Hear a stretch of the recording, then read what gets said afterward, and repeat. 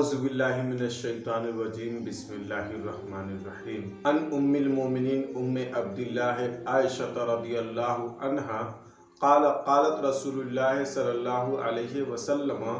یغزو جیش الکعبۃ فاذا کانوا ببیداء من الارض یخسف باولہم وآخرہم قالت قلت یا رسول اللہ کیف یخسف باولہم وآخرہم وفیہم اسواقہم ومن لیس منہم قال یخسف باولہم وآخرہم ثم یبعثون علی نیاتہم متفق علیہ ھذا لفظ البخاری۔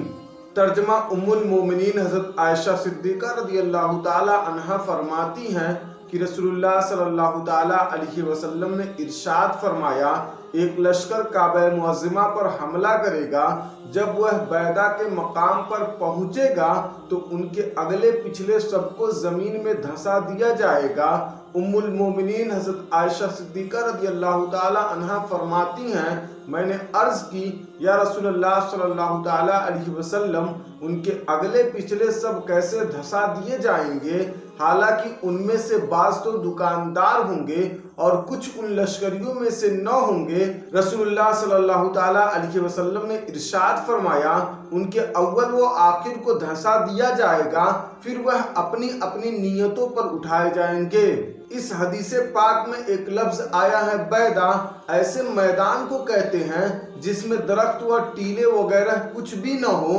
یعنی بالکل چٹیل میدان۔ مکہ مکرمہ اور مدینہ منورہ کے درمیان ایک میدان کا نام بھی بیدا ہے، اور علامہ بدر الدین عینی رحمۃ اللہ تعالی علیہ اس حدیث پاک کی شرح کرتے ہوئے عمدۃ القاری میں فرماتے ہیں، اس حدیث سے یہ معلوم ہوا کہ یہ لشکر خانہ کعبہ کو ڈھانے کا ارادہ کرے گا، پھر انہیں مقام بیدا میں دھسا دیا جائے گا اور وہ خانہ کعبہ تک پہنچ بھی نہ پائے گا۔ اور علامہ ابن حجر عسقلانی رحمۃ اللہ تعالی علیہ فتح الباری میں فرماتے ہیں کہ اس لشکر میں سے صرف سرید نامی شخص بچے گا جو باقی لوگوں کو اس کی خبر دے گا۔ اور علامہ ابن بیطار رحمۃ اللہ تعالی علیہ شرح بخاری میں فرماتے ہیں کہ جس نے فتنہ یا معصیت یعنی گناہ میں کسی قوم کا ساتھ دے کر ان کی تعداد بڑھائی، اسے بھی ان کے ساتھ عذاب دیا جائے گا جبکہ انہیں اس کام پر مجبور نہ کیا گیا ہو۔ اور شارح بخاری حضرت علامہ سید محمود احمد رضوی رحمۃ اللہ تعالی علیہ فیض الباری میں فرماتے ہیں کہ جناب عائشہ صدیقہ رضی اللہ تعالی عنہا کے سوال کرنے کا مقصد یہ تھا کہ جو لوگ خانہ کعبہ پر چڑھائی کی نیت سے آئیں گے وہ تو مجرم تھے، لیکن جن کی یہ نیت نہ ہو بلکہ وہ صرف خرید و فروخت کے لیے آئے ہوں گے یا جو مجبور و قیدی ہوں گے اور انہیں زبردستی لایا گیا ہوگا، کیا انہیں بھی دھسا دیا جائے گا؟ سرکار دو عالم صلی اللہ تعالی علیہ وسلم نے ارشاد فرمایا، سب کو دھسا دیا جائے گا۔ مطلب یہ ہے کہ جب سیلاب آتا ہے تو اچھے اور برے کی تفریق کیے بغیر سب کو اپنی لپیٹ میں لے لیتا ہے، اسی طرح ان سب کو بھی عذاب الہی اپنی لپیٹ میں لے لے گا، البتہ بروز قیامت ہر شخص اپنی اپنی نیت پر اٹھایا جائے گا۔ اس حدیث پاک سے معلوم ہوا کہ اخروی معاملات کا تعلق نیت سے ہے۔ دنیا میں جو عمل جس نیت سے کیا گیا، آخرت میں اسی کے مطابق جزا و سزا کا معاملہ ہوگا، جیسا کہ حدیث مذکور میں اس لشکر کے متعلق سرکار دو عالم صلی اللہ تعالی علیہ وسلم کا ارشاد ہوا کہ اس میں سے ہر ایک کے ساتھ اس کی نیت کے مطابق معاملہ ہوگا۔ اس لیے نیت کی اصلاح بہت ضروری ہے۔ یہ بھی معلوم ہوا کہ گنہگاروں کی صحبت باعث ہلاکت ہے۔ جب گنہگاروں پر عذاب الہی آتا ہے تو ان کی صحبت میں رہنے والے بھی عذاب الہی کی لپیٹ میں آ جاتے ہیں، اگرچہ وہ گنہگار نہ ہو لیکن گناہوں کی نحوست ضرور ان تک پہنچ جاتی ہے۔ اور صحبت کا بہت بڑا اثر ہوتا ہے، جیسا کہ فرمان مصطفیٰ صلی اللہ تعالی علیہ وسلم ہے، مثل الجلیس الصالح والجلیس السوء کمثل صاحب المسک وقیر الحداد لا یعدمک من صاحب المسک اما تشتریہ۔ او تجد ریحہ وکیر الحداد یحرق بدنک او ثوبک او تجد منہ ریحا خبیثۃ، یعنی اچھے اور برے ہم نشین کی مثال مشک بیچنے والے اور بھٹی جھونکنے والے کی طرح ہے۔ لازم ہے کہ مشک بیچنے والے سے یا تو تم مشک خریدو گے یا تم اس کی خوشبو پاؤ گے، جبکہ بھٹی جھونکنے والا تمہارے کپڑے یا بدن کو جلا دے گا یا تم اس سے ناگوار بو پاؤ گے۔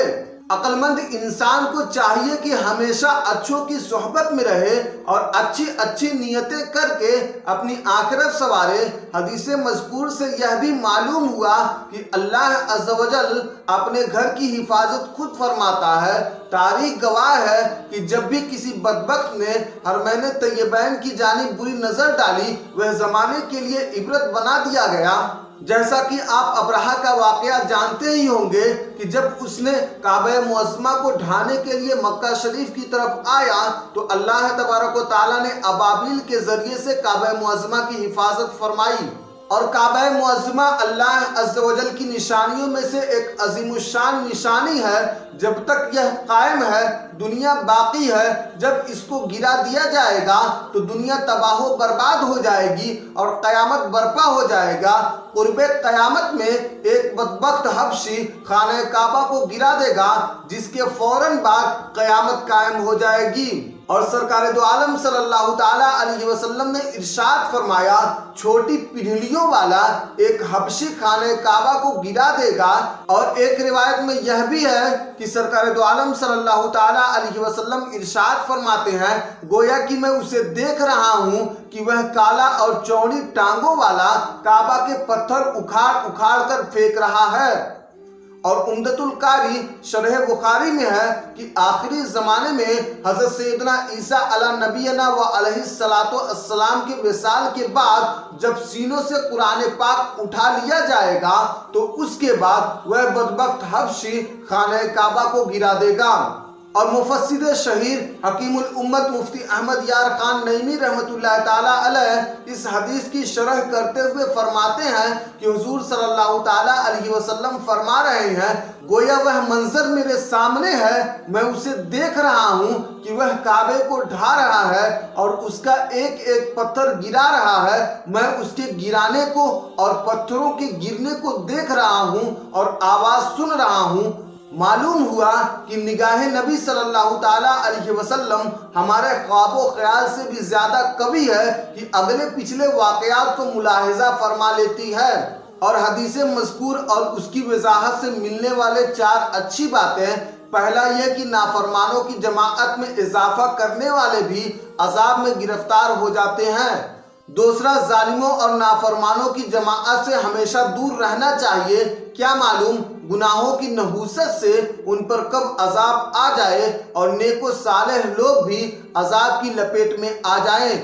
ہمیں ہر حال میں اللہ عز و جل سے ڈرنا چاہیے، اس کی حکمتیں وہی جانتا ہے، عاجزی و انکساری اسے بہت پسند ہے۔ ہمیں اپنے نیک اعمال پر غرور و تکبر نہیں کرنا چاہیے، وہ قادر مطلق ہے، جو چاہتا ہے کرتا ہے، اس کے چاہنے میں کوئی رکاوٹ نہیں ڈال سکتا، بس ہر وقت اس کے عفو و کرم کی بھیک مانگنی چاہیے۔ تیسری بات یہ کہ اللہ عز و جل نے ہمارے پیارے آقا صلی اللہ تعالیٰ علیہ وسلم کو غیب کا علم عطا فرمایا ہے اور آپ صلی اللہ تعالیٰ علیہ وسلم کو قیامت تک بلکہ اس کے بعد کے حالات کی بھی خبر دی ہے۔